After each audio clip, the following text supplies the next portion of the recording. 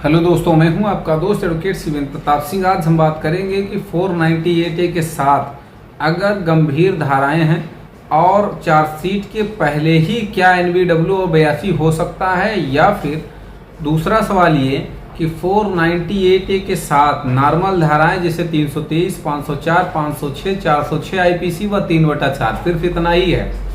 तो ऐसे मामलों में अगर NBW हो गया तो क्या आपको सरेंडर करना चाहिए कोर्ट में, या फिर बाहर एंटीसिपेटिक करानी चाहिए?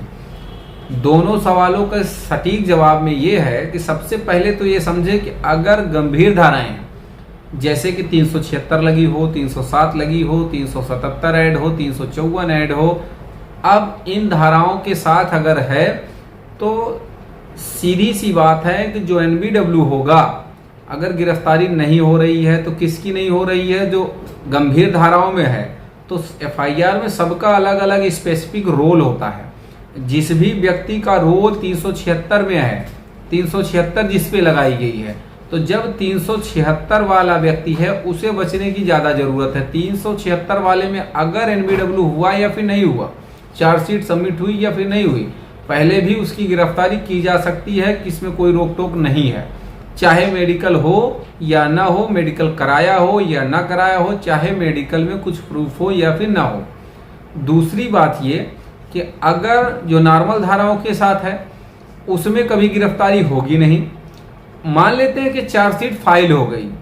जब चार्जशीट फाइल हो गई, समनिंग ऑर्डर हुआ, फिर BW जारी हुआ, NBW जारी हो गया, तो NBW की कंडीशन में अगर NBW जारी हुआ तो सवाल ये है कि NBW की कंडीशन में व्यक्ति अगर कोर्ट में सरेंडर करता है तो क्या उसकी जमानत हो जाएगी या फिर उसे जेल जाने की बात आएगी। दूसरा सवाल ये है कि अगर 82 भी हो गया, NBW प्लस 82 हो गया हो आफ्टर चार्जशीट, तो उस समय क्या करना चाहिए, उसके बारे में भी सवाल गंभीर होता है। लोगों के दिमाग में ये उठता है कि भाई अगर 82 हो गया तो फिर क्या किया जाए। तो अगर चार्जशीट फाइल हो गई है, केवल NBW तक है, तो आप शौक से आप संबंधित मजिस्ट्रेट की कोर्ट में या जिस कोर्ट में आपका केस चल रहा है उसमें सरेंडर करें, सेम डे बेल हो जाएगी, कोई जेल जाने की जरूरत नहीं है। और अगर गंभीर धाराएं हैं जैसे 376 भी ऐड है, ऐसे मामलों में NBW है आफ्टर चार्जशीट, तो फिर आपको से कभी बेल हुई है तब NBW है तो रिकॉल हो जाएगा, तब जेल नहीं जाना होगा। अगर कभी बेल नहीं हुई है फिर भी NBW है 376 में, तो फिर आप जेल जा सकते हैं सरेंडर करने पर। तो ऐसे में हाई कोर्ट डायरेक्शन ले लें सेम डे का। ये पारिवारिक डिस्प्यूट के साथ की बात है, अलग से स्पेसिफिक 376 रहेगा, तो उसके बारे में ये चीज़ें जरूरी नहीं कि यही सेम कंडीशन अप्लाई हो।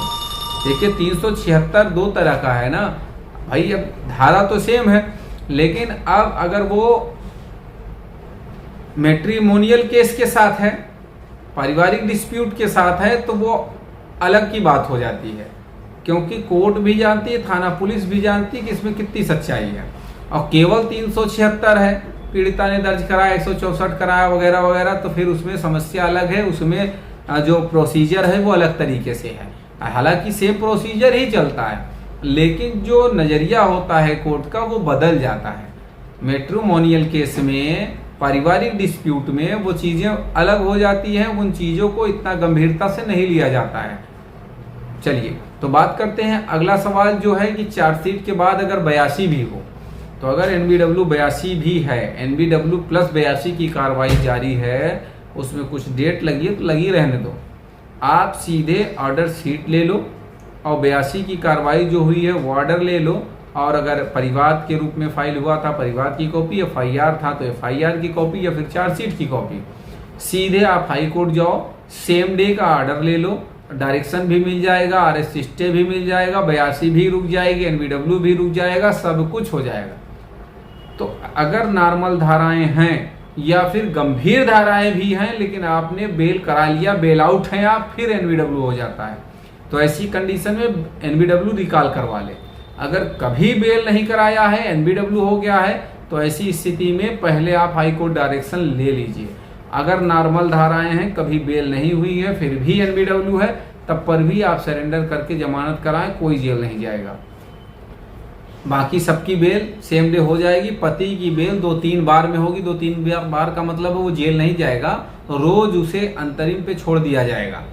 जय बार डेट लगेगी, मीडिएशन में फाइल जाती है, मीडिएशन की जब तक रिपोर्ट नहीं लगेगी तब तक वो अंतरिम चलता रहेगा, अंतरिम बढ़ता रहेगा, लेकिन उसको भी जेल जाने की जरूरत नहीं है। उम्मीद करता हूँ यह वीडियो आपको बेहद पसंद आया होगा। अगर वीडियो पसंद आया तो कमेंट बॉक्स में कमेंट करके जरूर बताइएगा। अगर इसी तरह से और भी वीडियोस आपको चाहिए तो यूट्यूब चैनल को सब्सक्राइब कर लें और बेल आइकन को जरूर प्रेस कर लें। इसी तरह की ढेरों सारी जानकारी आपको इस चैनल के माध्यम से मिल जाएगी। उम्मीद करता हूँ यह वीडियो आपको बेहद पसंद आया होगा। अगर वीडियो पसंद आया तो वीडियो को लाइक करें, शेयर करें, यूट्यूब चैनल को जरूर सब्सक्राइब करें।